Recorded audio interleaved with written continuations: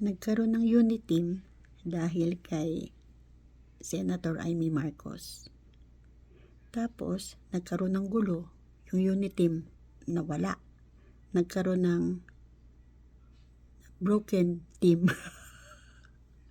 O ngayon, ang nangyari ngayon, dahil nagkaroon ng gulo, naipit yung bumuo ng unit team. Kumampi yung bumuo ng unit team kay BP Sara. Nag-decide na siya, kinampihan yung taong bayan. Naiwan ngayon yung kapatid. Pero ang nakakatuwa, yung kapatid na iniwan, willing na siyang makipagbalikan doon sa unit team na binuo ng kapatid. O diba?